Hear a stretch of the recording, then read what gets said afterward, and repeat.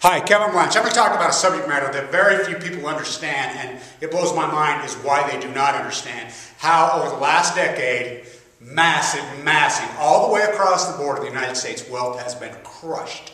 Crushed, and I mean crushed. And why this is not the number one subject matter talked about in financial publications, on financial television networks, it blows my mind. Very few people understand it. A few hedge funds understand it. That's why they're making so much freaking money, and the rest of them aren't, and it kills me how people don't get it. A lot of this is basic economics. I mean, 101 economics. Let's start right here.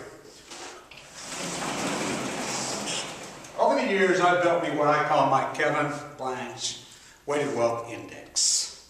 What I do is I take a basket of a bunch of different things and I weight wealth against it. That's what good economists do. That's what they've done for hundreds and hundreds, if not thousands of years. Okay, the number one thing they use, everyone's used this for gold. It's been replaced by oil over the years. A lot of serious wealth likes to weight wealth against oil, which I think is a very good indicator. I like to use real estate.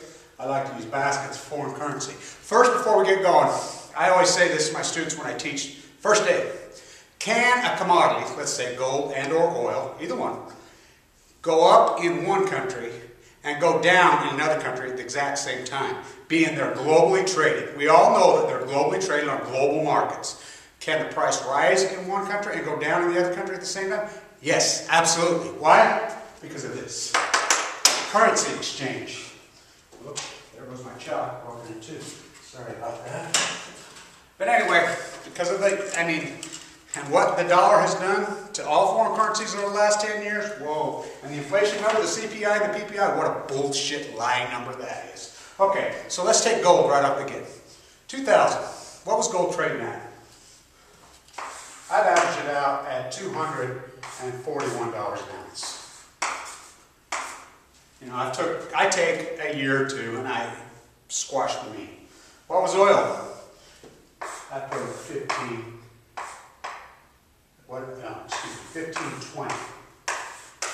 a barrel. Median price of a house in the United States, what was it at the time?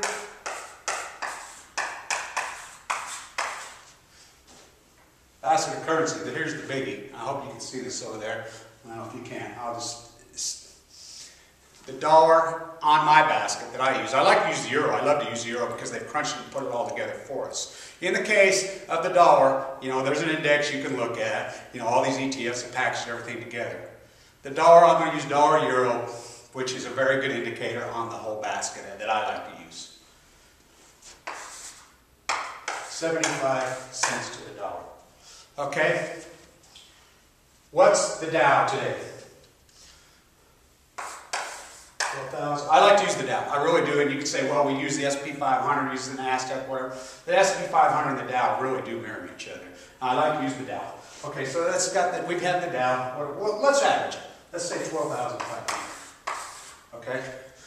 Let's go back to March 2000. What was the Dow? Pretty well the same thing. For argument's sake, in a balanced thing, pretty well the same thing it is now.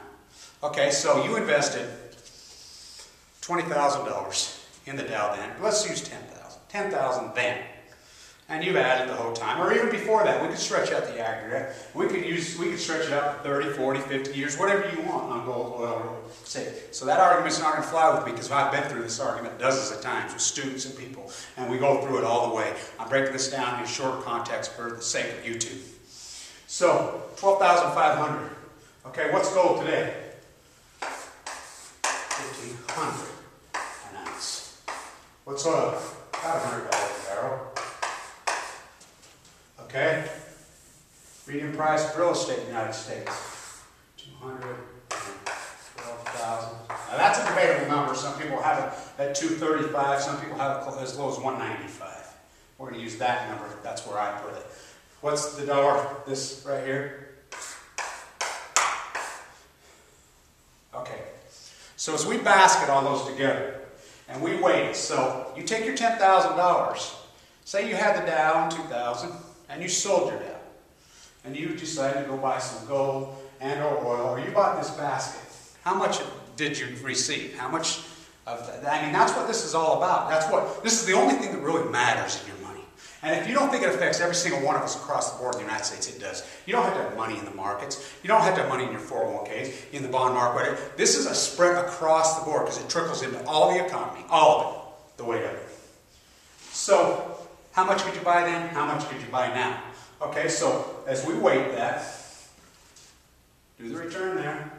Do the return there. For the sake of time period, we're going to weight it down. Okay, as we weight that down on the Dow 12,500, and we weight into the Dow, where does that weight the Dow? 5,220. Okay? Now let's remember one other key thing. General Motors. The Dow is not equally weighted. It is not equally weighted. The 30 index, the Dow Industries, what is it? 30 companies, the 30 biggest marquee so-called American companies, which none of them are American anymore.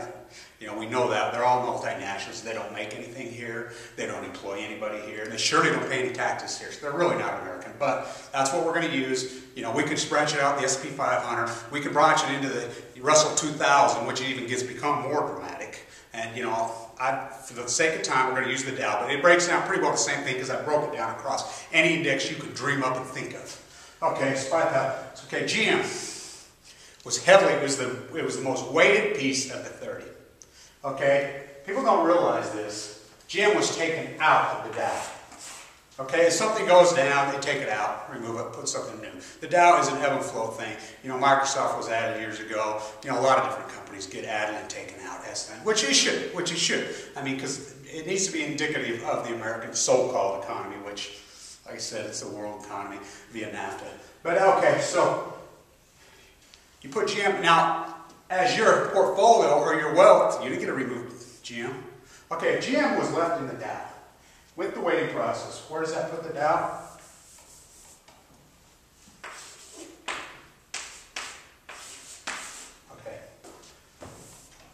Okay, and we can weight this against anything. You can use the S&P 500, the Russell 2000, because things move in and out of those too. It's just not, you know, I'm using the Dow. This is a good, broad measure to think about, and it's very accurate. I spread it out. I write about my book, Post-Ignorance. That's my teaching book. That's the predecessor to my real book that's getting ready to come that really dives into Freemasonry and the Fed. You know, as anybody wants to go toe-to-toe to me with the Fed, I have become the guy on the Fed.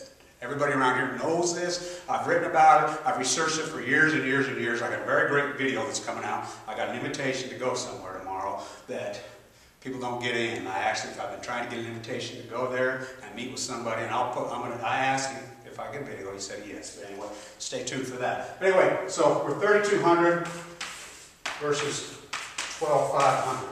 That's the real difference. That's the real difference, and it's very indicative across the board. Your paycheck, your house, all your wealth, your money.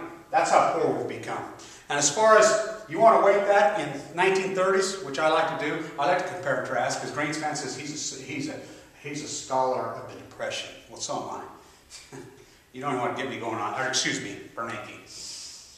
That's the real number. Weight in the 1930s. The only difference between the 30s and now. Number one, we have food stamps.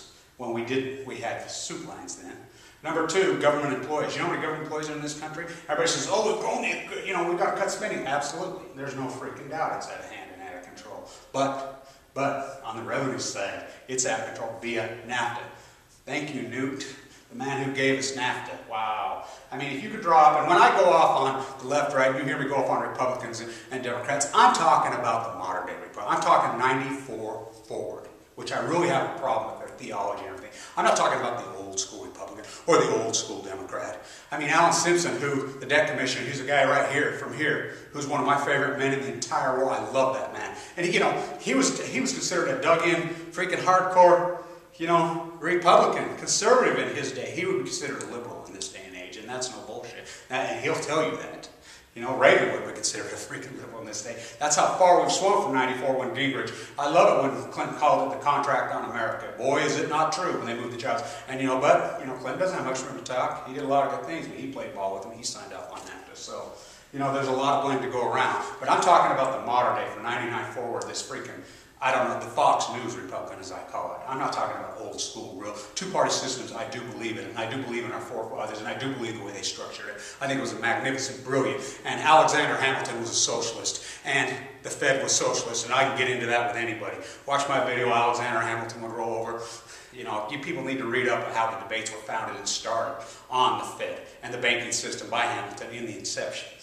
But okay, so you do the math right there. How much wealth has this country lost? What kind of drop is that? You do the freaking math. What, 75%? Nearly. Just under 70%. You know, and in my book, and I pour it out, and I break down every single country. I break down 35 different countries, how their wealth has went up and ours has went down, because we are the massive consumer. The dollar has always been king. You know, and that's the only thing I agree with Kool-Aid Cutlow. That guy's a freaking radical freaking nut, but he does say King Dollar. He's right about that. Till this dollar gets strength, we do not get strength. So we have lost 70% of total wealth in America right now, and we are poor. We are much poorer. Why? Well, my theory is NAFTA. My theory is truly NAFTA. My theory is science fiction, economics, Greenspan. That is my theory. I believe it. I write about it. I've poured into it in detail. Like I said, my book is almost done on the structure of the Fed. I poured deeply into Greenspan's life, deeply into his theology, whatever. It'll be done here soon. I pour into the Freemasons. I pour into the Fed deeply. You know, and I've been researching and doing this for a long, long time. Research on this book has taken me decades, and not just in the academic, in the physical freaking thing. People say, are you a Freemason? I'm a real Mason. I lay my own rock. Kevin Blanch.